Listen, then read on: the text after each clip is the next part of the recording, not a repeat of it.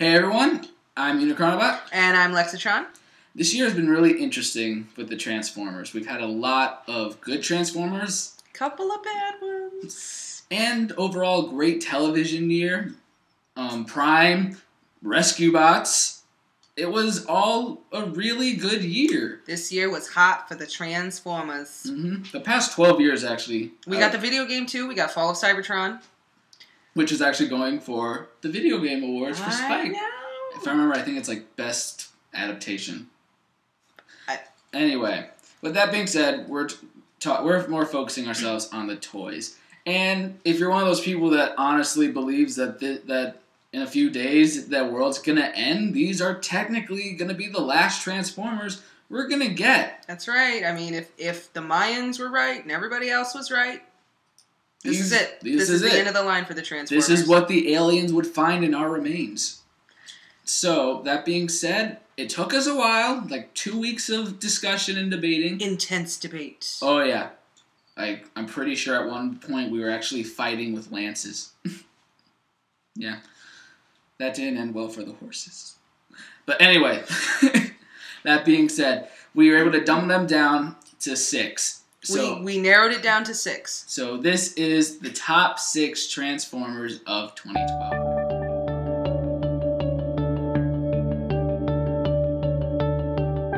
Number 6.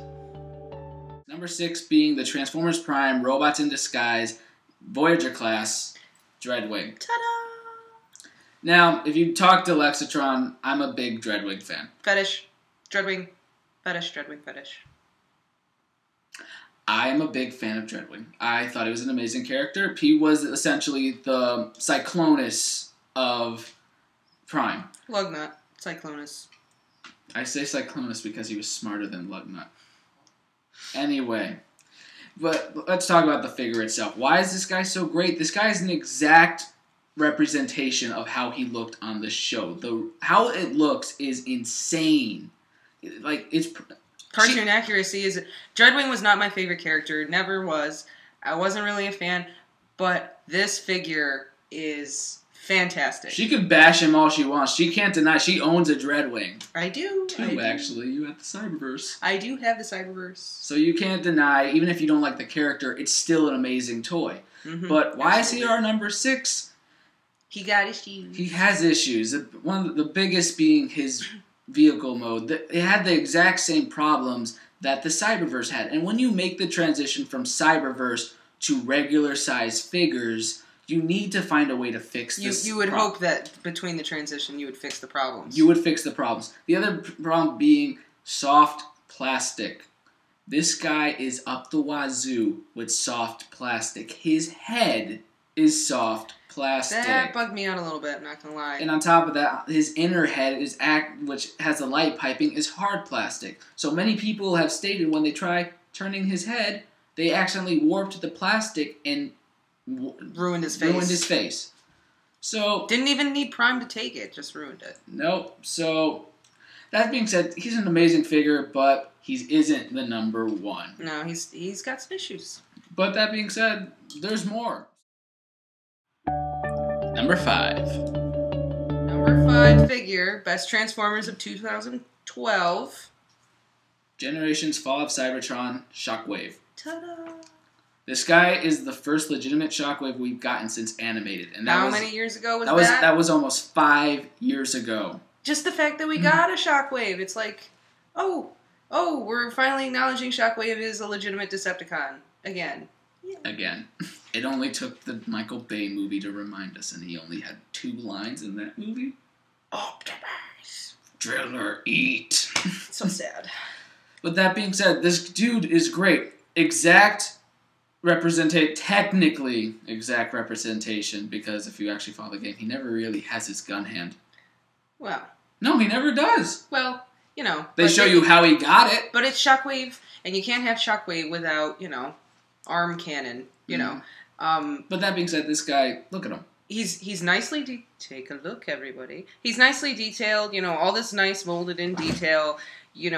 His weapon, you can attach it on so it does look like it's, he's lost his hand like he's supposed to, Really nicely detailed figure, but again, He's got issues. He's very small.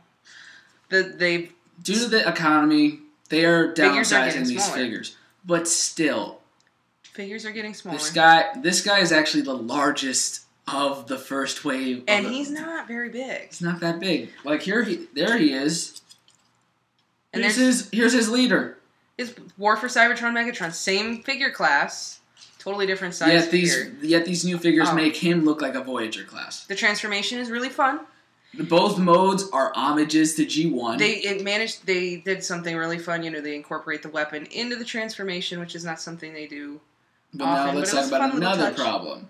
Paint job. Kinda sucks, guys. Kinda bland. The molding of him is perfect. I love the fact that when you actually transform him, they actually have his head molded into it when he's in vehicle mode. Yep. But they were not that creative with the paint job, which is why so many people have turned to repro labels for this guy. Exactly. So there he is, number 5. And he's pretty great. Fall of Cybertron Shockwave. There's more. Absolutely. Number 4 is the Toys R Us exclusive Masterpiece Thundercracker. Why is this? Because one, this is like the only Masterpiece Seeker we got in the MP11 mold this year. And on top of that, he's an American mold, not even a Takara. This is Hasbro, guys! Hasbro did this! So, it also proves what we discussed, my idea of our relationship with Hasbro. Exactly. It's a really complicated relationship.